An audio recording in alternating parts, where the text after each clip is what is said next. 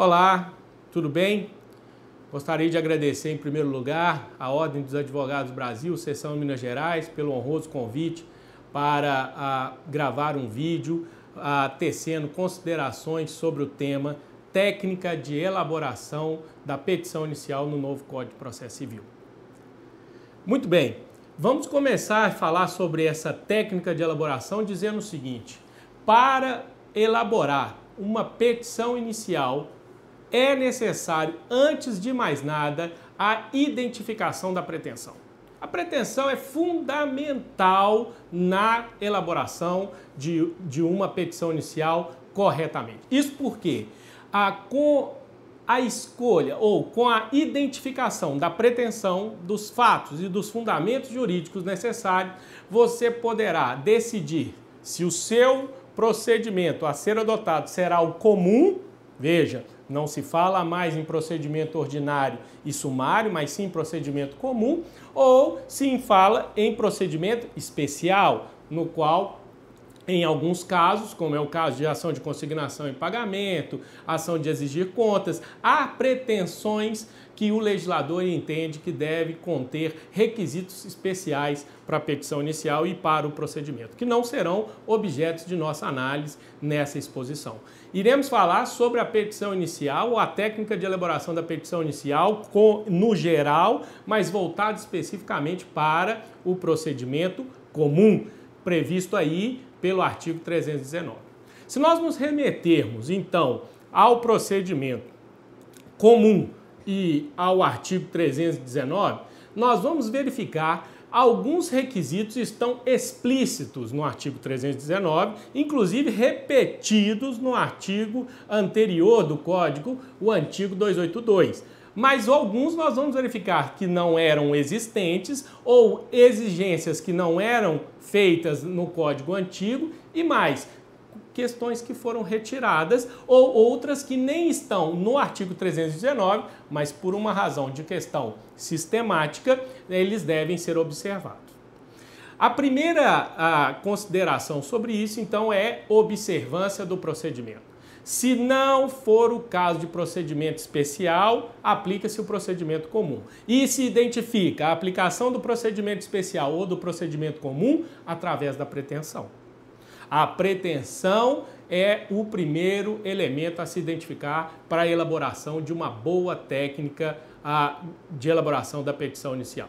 Identificou que a pretensão é comum e que, portanto, o procedimento seja comum, passamos a analisar o artigo 319, que estabelece o que muita gente equivocadamente chama de endereçamento. Então, são requisitos, segundo diz o artigo 319, são requisitos da petição inicial a indicação do juiz ou ao tribunal a que é dirigido. Muita gente chama esse inciso 1 do artigo 319 de endereçamento, equivocadamente chamado de endereçamento. Não é. O nome correto é competência. E aqui vale uma ressalva: competência absoluta ou competência relativa. Competência em razão da matéria prevista pela Constituição entre os artigos 92 a 125 ou competência relativa prevista no Código de Processo Civil entre os artigos 46 e 53 do Código. É bom lembrar que a competência é fundamental sob pena de declinação da competência. Não, o erro na escolha da competência gera o fenômeno da declinação e nunca o fenômeno da extinção, salvo quando se tratar de juizado especial, porque se não for o caso de juizado especial, em razão da simplicidade do informalismo que lá vigora, lá se extingue o processo para que a pessoa possa deduzir a pretensão pelo procedimento comum, mais corretamente e com a participação do advogado. Portanto, primeiro requisito: elaborar a petição, competência fundamental, não pode errar sob prejuízo de a declinação da competência, ou em razão ou em sede de verificação de que a competência era absoluta, de outro poder judiciário, ou de questão em razão do local para poder verificar se deveria ter sido ajuizado em Belo Horizonte, Contagem, Betim ou em outra comarca que seja. Enfim, esta é a primeira consideração com relação à boa técnica de elaboração da competência. Escolher o juízo competente, não é endereçamento.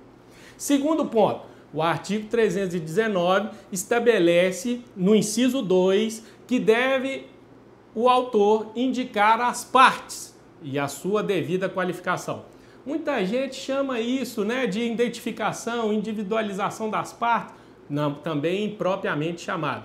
O inciso 2 do artigo 319 estabelece o critério legitimidade. Isso significa indicar o autor e a sua relação com o direito material e indicar o réu e a sua relação com o direito material ou o direito violado e assim, consequentemente, a responsabilidade que esta pessoa assim possui. Legitimidade. Para individualizar a pessoa, o autor e o réu, há necessidade de se fazer a qualificação. Veja bem, o artigo 319 estabelece que é preciso indicar endereço, o CPF ou o CNPJ, a pessoa responsável, se em caso de pessoa jurídica, o endereço eletrônico, que é uma novidade, e assim, no sentido de buscar individualizar por completo o autor e o réu para que a gente possa identificar as partes legítimas. É importante ressaltar que dentro da legitimidade tem que levar em consideração a questão da capacidade civil, a questão da capacidade postulatória, ou seja, maiores de 18 anos apenas podem deduzir pretensão ou ajuizar a ação, menores somente representados ou assistidos e deve ter advogado representando as partes, porque o procedimento comum assim exige a participação. Muito bem. E se for pessoa jurídica, obviamente deve ter a representação de um sócio ou de um preposto. E se for pessoa jurídica de direito público, obviamente representado por quem a lei assim o define. Obviamente um advogado da União, do Estado ou o próprio procurador do município ou até mesmo o prefeito. Enfim, lembrando que também na legitimidade nós temos que observar a questão da possibilidade, se for o caso, de uma intervenção de terceiro, que é, obviamente, objeto de outra palestra e não será objeto de indagação por nós. Lembrando que também a legitimidade pode conter mais de um autor ou réu no polo passivo ou ativo, e isso gera o fenômeno conhecido no Código de litisconsórcio. Se houver mais de um autor ou réu figurando no polo passivo, todos devem ser devidamente individualizados para que haja o fenômeno do litisconsórcio. Muito bem, e aí, obviamente, o litisconsórcio facultativo ou necessário, que também está incluso dentro do tema e do artigo 319, inciso 2, legitimidade. Então, primeira consideração, competência. Segunda, legitimidade. Artigo 319, inciso 3, estabelece a questão causa de pedir. Esse talvez é justamente o ponto fundamental da petição inicial. Causa de pedir. A causa de pedir é justamente a pretensão. Ela é necessária para definir o procedimento. Se for comum, a causa de pedir, o procedimento é comum. Sendo, portanto, comum a pretensão, o procedimento comum deve ser aplicado. Causa de pedir significa fatos ou apresentação pelo autor dos fatos e dos fundamentos jurídicos que justifique qualquer pretensão ou qualquer pedido em desfavor do réu ou dos réus, em caso de haver litisconsórcio. É importante ressaltar que a relação entre fatos e fundamentos aí está intrinsecamente relacionada, no qual o autor, ao fazer a petição inicial, deve tentar adequar os fatos aos fundamentos jurídicos, à legislação pertinente, para assim evitar ou para assim buscar obter o seu pedido e o reconhecimento do seu direito material. Por que nós estamos preocupados com a causa de pedir? Hoje a causa de pedir não é só indicação de fato e indicação de lei. O Código de Processo Civil, ele alterou o sistema, pelo menos em parte ou pouco, substancialmente nesse assunto, para dizer o seguinte, olha, ao deduzir pretensão, não basta mais saber qual é a legislação aplicável ao caso, e sim se também a interpretação que os tribunais estão fazendo sobre o caso está corroborando para a sua tese que está sendo apresentada na petição inicial. Esse é um ponto fundamental. Então eu preciso, em primeiro lugar, saber qual é a lei e, em segundo lugar, indicar o momento, qual é o tribunal e qual a interpretação que está dando para aquela lei, para saber se o fato se adequa à norma. E isso é uma questão fundamental, porque nós temos agora que não só nos preocuparmos com o que eu entendo da lei, mas o que os tribunais entendem sobre a lei e se essa norma lhe respalda em algum direito material ou não. Isto, para alguns, pode ser a cultura do precedente, para outros é nada mais, nada menos do que uma hermenêutica sobre a aplicação da lei, vista pelos tribunais. Em segundo ponto, quando a gente fala sobre a causa de pedir, nós também temos que nos preocupar com súmulas. As súmulas são de importância ímpar para deduzir pretensão. Porque se a sua causa já tiver solução no judiciário e até mesmo solução desfavorável à sua pretensão, infelizmente, não é aconselhado a deduzir pretensão. Eu preciso conhecer agora a lei, alguns precedentes em razão disso, ou as súmulas vinculantes que podem impedir que eu faça alguma pretensão, ou impedir que a petição inicial seja julgada o mérito em razão de já termos outros casos que já foram julgados com os mesmos fatos e decididos de outra forma, e que são contrários à nossa pretensão.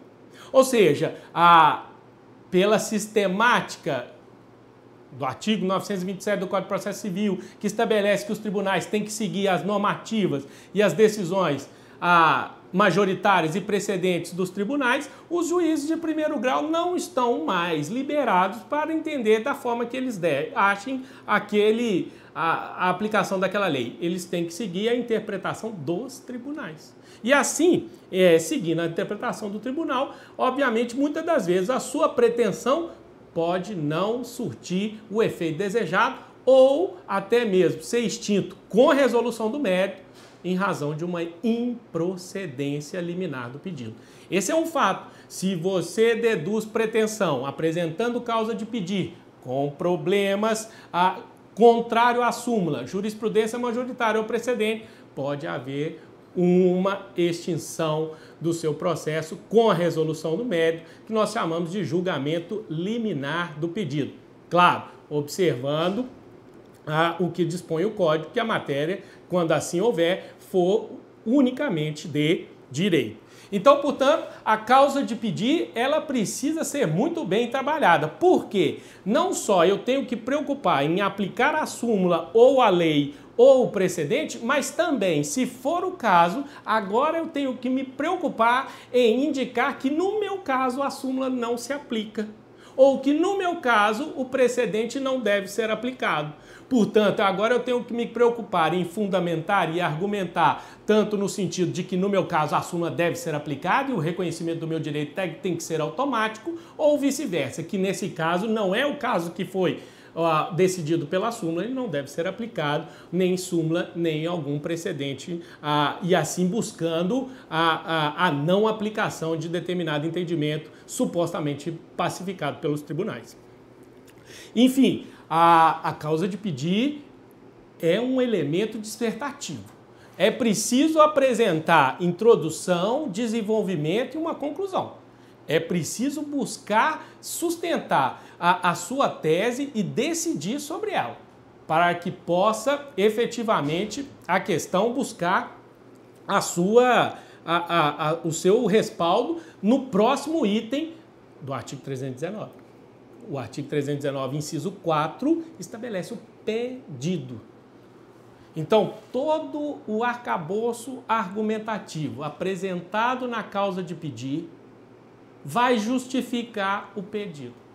E aqui no pedido, que é o inciso 4 do artigo 319, vai estar lá dizendo assim, olha, é obrigação, até mesmo para vincular a prestação jurisdicional, que o pedido seja certo e determinado. Artigo 322, artigo 324 do Código de Processo Civil estabelece que o pedido tem que ser certo e determinado, podendo em algumas hipóteses ser genérico, mas é em regra certo e determinado. Lembrando que o pedido pode ser alternativo, o pedido pode ser sucessivo, o pedido pode ser cumulado e agora vem o ponto fundamental. Se houver a necessidade, pode até haver um pedido de tutela provisória, previsto pelo artigo 294 a 311, ou de tutela da evidência. Olha, toda vez que houver pedido de tutela provisória, seja tutela de urgência, seja tutela da evidência, obrigatoriamente, na sua causa de pedir, você deve trazer fundamentos que justifiquem o fumus boni iuris e o periculum in mora, que justifiquem ou respaldem a sua tutela provisória, sob pena de emenda da inicial em razão da inépcia deste pedido por falta de fundamento jurídico. É preciso justificar qual é o fumus boni iuris e o periculum in mora que justifique uma tutela de urgência ou qual é o fumus boni iuris e a prova documental que necessariamente justifique uma tutela da evidência ou qual a súmula e qual a parte documental que justifique uma tutela de evidência, conforme disposto no artigo 294 a 311. Então, o pedido é fundamental. O pedido vincula a prestação jurisdicional. É aonde o juiz vai observar. E uma boa notícia, que já era em parte boa, mas que agora ficou melhor, é que o pedido não precisa mais incluir juros, correção monetária e honorários. Mas juros e correção monetária já existia no outro código, mas agora os honorários de sucumbência presumem-se incluídos dentro do pedido. Isso é uma boa notícia do Código de Processo Civil, porque facilitou, porque muita gente, às vezes, não possuindo uma boa técnica de elaboração da petição inicial, muitas vezes deixava de fazer o pedido de honorários e ficava sem receber o seu direito aos honorários sucumbenciais, que devem ser fixados entre 10% a 20% sobre o valor da condenação. E agora, mesmo ou independentemente de pedido, esses honorários estão incluídos, assim como os juros e a correção monetária. É importante dizer ainda que a petição inicial, ao contrário do que a maioria assim sustenta, né, ela não é só um elemento narrativo e faz parte de uma fase postulatória, mas a petição inicial, ela também é um início da fase probatória. Veja bem, o inciso 4 ou 5 do artigo 319, 5 do artigo 319, melhor dizendo, diz que é necessário que tenha ou que seja juntado as provas indispensáveis na petição inicial. Portanto, a petição inicial não é um elemento só argumentativo no qual a produção da prova será postergada para momento futuro. Não, a produção da prova, ela é um elemento que deve ser preocupado pelo autor juntando aqueles documentos indispensáveis na petição inicial, sob pena de preclusão. Portanto, não se deve descartar a petição inicial achando que posteriormente se fará a prova. Nunca. A prova documental, ela faz-se para o autor na petição inicial, juntando os documentos indispensáveis.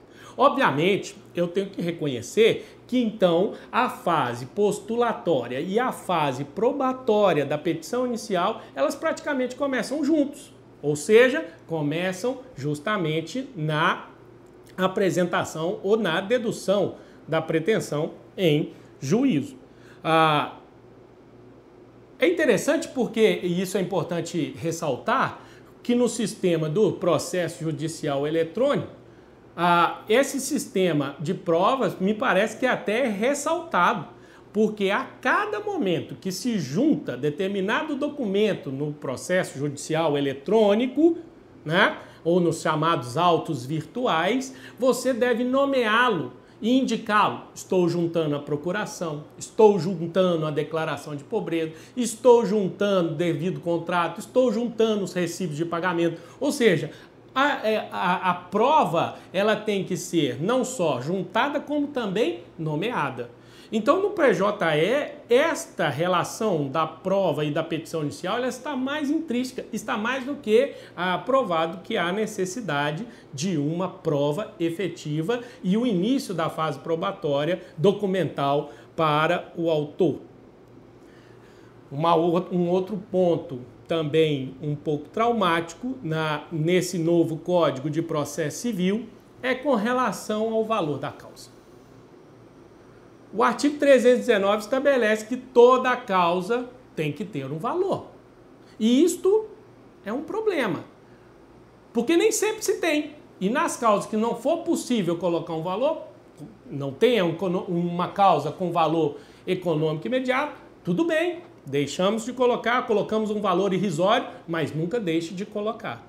No entanto, em toda causa que o pedido for certo e determinado e for possível mensurar valores, o valor da causa deve corresponder ao pedido. Essa é a regra. O valor da causa corresponde ao valor pretendido ou apresentado no pedido, salvo algumas exceções, como é o caso, por exemplo, dos pedidos de pagamento de alimentos, em que, no caso de alimentos, o valor da causa corresponde a 12 vezes o valor pretendido. É uma exceção.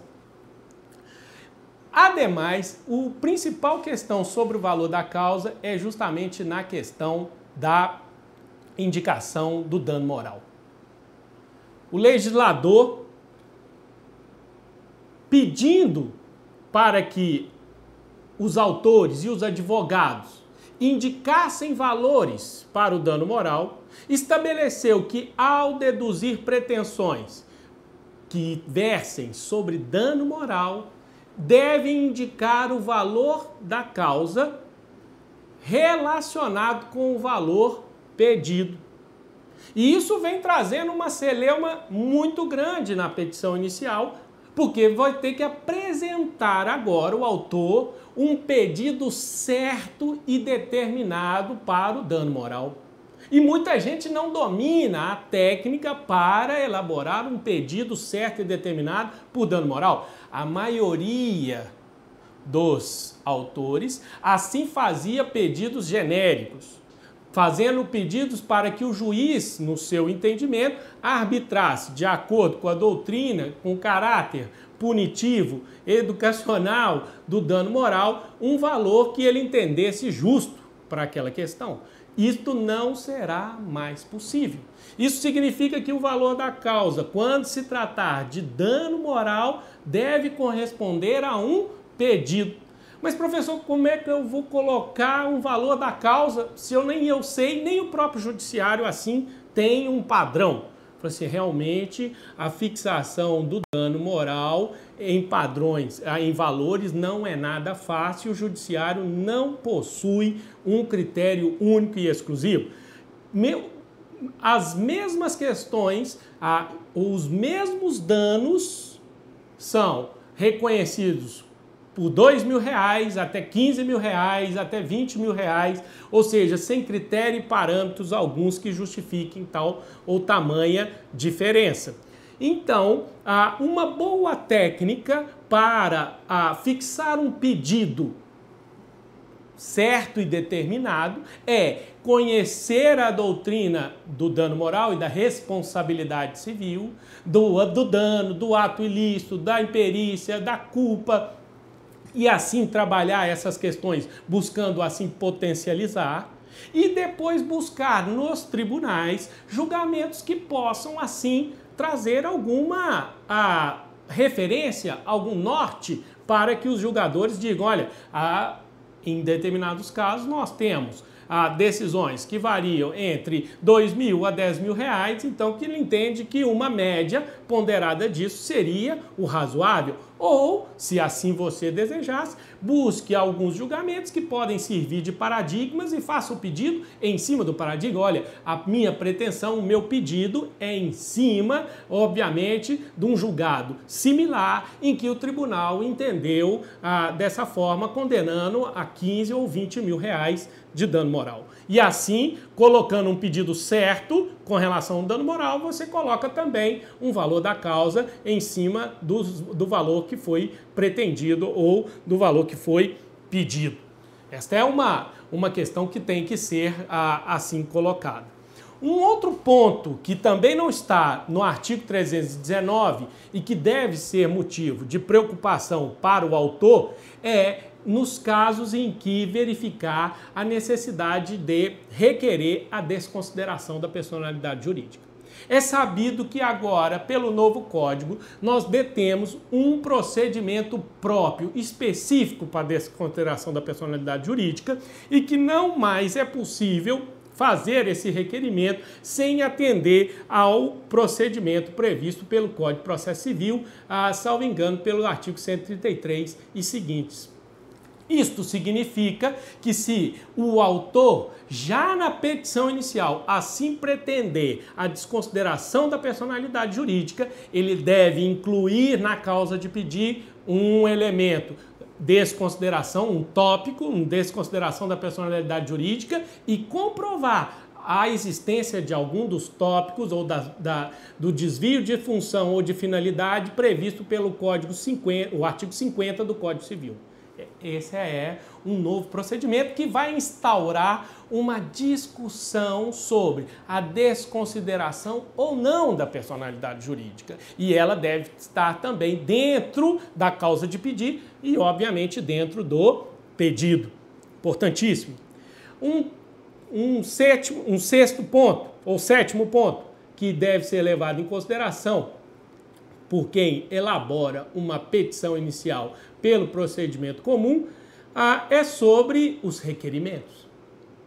Quais são os requerimentos que possam justificar, obviamente, uma boa elaboração da petição inicial? Poucas pessoas sabem a diferença entre pedido e requerimento. Ou somente os processualistas se preocupam com a diferença entre pedido e requerimento. Pedido é a conclusão da causa de pedir. Pedido significa tudo aquilo que foi apresentado em forma resumida dos fatos e dos fundamentos jurídicos e que agora você o transforma em um pedido para movimentação do judiciário e para buscar a prestação jurisdicional. Pedido. Agora, o que não for por exclusão pedido ou que justificar algo para dar seguimento ao processo, para justificar determinada concessão de algum direito processual, faz parte de requerimento. Exemplo, requerimento para justiça gratuita, artigo 98 do Código de Processo Civil. Requerimento para distribuição diversa do ônus de prova. Veja que eu não estou usando a palavra inversão do ônus de prova, mas distribuição diversa do ônus de prova. Artigo 373, parágrafo 1º do Código de Processo Civil. Ou requerimento para a inversão ou intimação do Ministério Público. São requerimentos. Pedido é tudo que foi concluído ou que pode ser extraído da causa de pedido. Requerimento são outros pedidos. São outras questões que não são pedidos. E dentro do requerimento, elemento que deve ser observado é que não precisa mais indicar na petição inicial a necessidade da citação. Portanto, não há necessidade de falar o autor requer a citação. Só que há um equívoco nesta questão para dizer o seguinte, olha, tudo bem, a citação não precisa mais ser requerida, mas em alguns casos a citação precisa ser indicada em qual modalidade ela se fará. Nós sabemos muito bem que a citação existente no Código por carta com aviso de recebimento, por oficial de justiça, por edital, pelo meio eletrônico e até mesmo pela Secretaria do Juízo. Isso significa que, ao fazer a sua petição inicial, seria interessante realizar um requerimento, se não for o caso de realizar a citação por carta com aviso de recebimento, que se faça a citação, né, por aquela modalidade que assim pretende. Se o réu encontra-se em local incerto, já se realiza a citação por edital, ou, se for o caso e assim for exigido, que se faça a citação através de oficial de justiça. Então, mesmo que não seja um requisito, o requerimento para citação, seria de boa técnica processual indicar a modalidade de citação que se pretende realizar, para que não haja dúvidas com relação à citação e, obviamente, não traga nenhuma nulidade processual.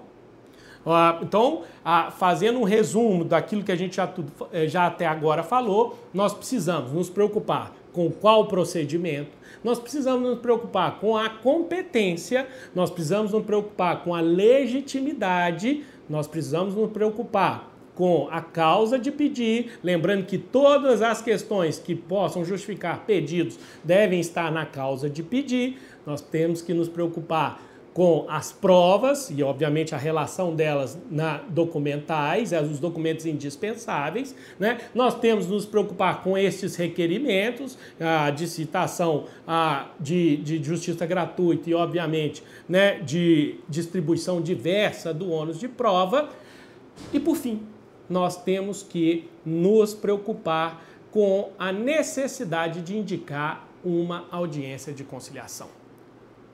Essa audiência de conciliação passou a ser, pelo novo Código de Processo Civil, um requisito indispensável naqueles processos em que houver a possibilidade de, obviamente, conciliação, ou seja, nos casos de direitos disponíveis.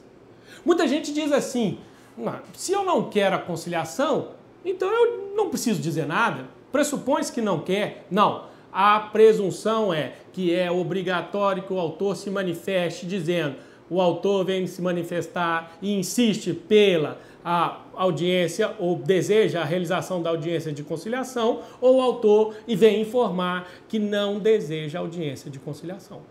O fato do autor se manifestar dizendo que deseja a audiência de conciliação significa que ela vai realizar-se e, obviamente, ela servirá não só para uma tentativa de conciliação, mas também para marco inicial da contagem de prazo para oferecimento de defesa, que no novo Código de Processo Civil, que obviamente também é tema para outra exposição, no novo Código de Processo Civil, o prazo para oferecimento de defesa contar-se-á uma das hipóteses, a partir da realização da audiência de conciliação, segundo o artigo 335, e não mais a partir da citação.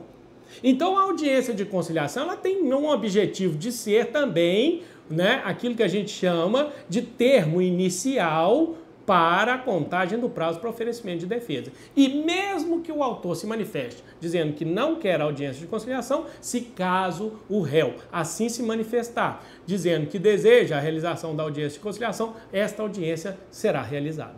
Somente não ocorrerá a audiência de conciliação se ambas as partes se manifestarem pelo não interesse na sua realização. E caso algum das partes falte ou não compareça e constitua advogado com poderes para transacionar, elas podem inclusive ser multadas, neste caso, em razão desta suposta entendimento de uma prática de atentado à dignidade da justiça. Portanto, você pode ser multado em razão da falta à realização da audiência de conciliação. Bom, estas são, em linhas gerais, o que determina o artigo 319 do Código de Processo Civil, que você tem que cumprir estes requisitos do artigo, né, para que possa, então, a sua petição ser deferida e, obviamente, determinar a citação do réu. Mas, se você não cumprir os requisitos do artigo 319, sua petição não será de plano indeferido. ela será determinada a emenda da inicial. E, obviamente, cumprido ou suprido com a emenda aquele ato que não ficou satisfatório, então determina-se a citação. Em caso de não cumprimento, somente em caso de não cumprimento da emenda da petição inicial, é que, obviamente, se determina a extinção do processo sem a resolução do mérito, nos termos do artigo 485 do CPC. Veja bem, no entanto, se o desavisado, autor e, obviamente, o seu advogado não lembrarem que, em alguns casos, a jurisprudência já pacificou o entendimento e a questão é exclusivamente de direito, a receber a petição inicial, o juiz pode também proferir uma sentença de mérito, sem precisar citar o autor. Esse é o caso do chamado julgamento liminar de improcedência, que pode extinguir o processo com a resolução do mérito nos termos do artigo 487 do Código de Processo Civil. É bom lembrar que hoje, pelo Código de Processo Civil, vigora o princípio da primazia da decisão do mérito, ou que seja uma norma fundamental que direciona a todo o processo civil a buscar uma decisão de mérito em tempo razoável. Então, portanto, a recomendação é que, se der para salvar qualquer petição inicial, mesmo que com má técnica, que assim o faça para que possa ser julgado o mérito, porque o importante é o mérito e, obviamente, é o que se deseja, é a resolução da questão de fundo ou da questão de mérito. Enfim, concluindo todas essas questões, eu separei aqui 10 recomendações para elaborar uma boa petição inicial. Uma boa técnica de petição inicial. Obviamente, feito essas recomendações em caráter empírico, durante mais de 15 anos de advocacia.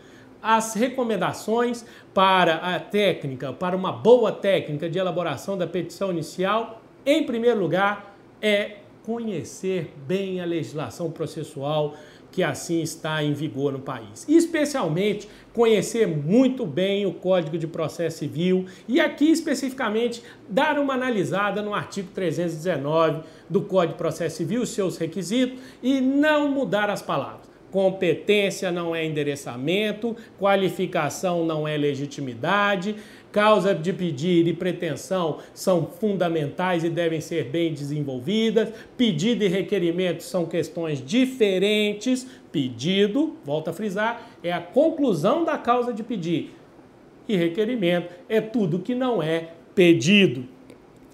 Essa é a primeira recomendação, conheça o Código de Processo Civil e os requisitos do artigo 319. A segunda recomendação é sempre observar o vernáculo, observar o português, observar uma boa escrita de forma objetiva, clara e utilizando da melhor maneira possível o português. Isso auxilia, facilita a compreensão e, obviamente, auxilia na boa prestação jurisdicional. 3.